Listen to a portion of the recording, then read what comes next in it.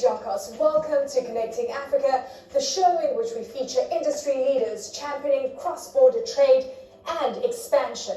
Financial technology and e-commerce are thriving in Africa, with a total of 7 tech startups reaching $1 billion valuations in 2021. The most successful ones have international backers or financiers. But money alone isn't enough. Rwanda-based organization Smart Africa is working with 32 African countries and groups, including the World Bank and the African Union, to develop the digital infrastructure on the continent.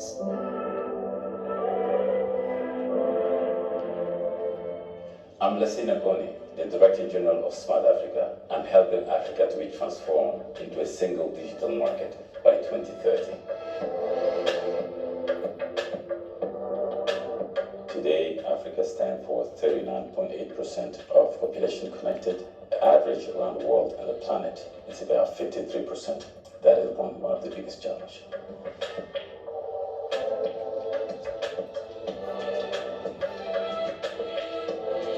Number 2 key objective is to promote and facilitate doing business in Africa.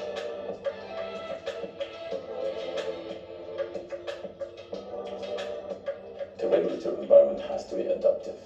Smart Africa today, being a 32 country, every country has a flagship project. So basically, we've taken the digital transformation, we've broken it down into pieces. Every country will be championing one specific project.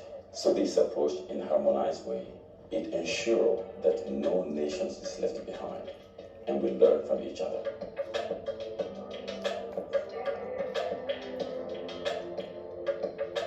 It's very critical in basically removing the barrier of the trade among the country, process-wise, business-wise, commerce-wise, logistic-wise, transportation-wise. But today, the digital transformations are very related, because digital transformation is transversal. It goes through transportation, through the entire administration, through healthcare system, through education.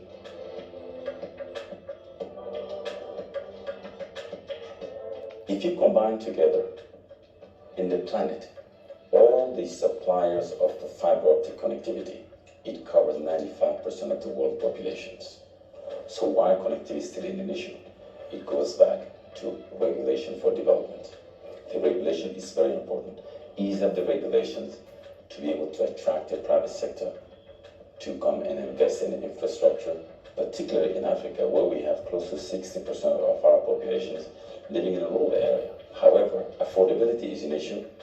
And again, it takes me back to the second challenges, which is access to smart devices, which is very important.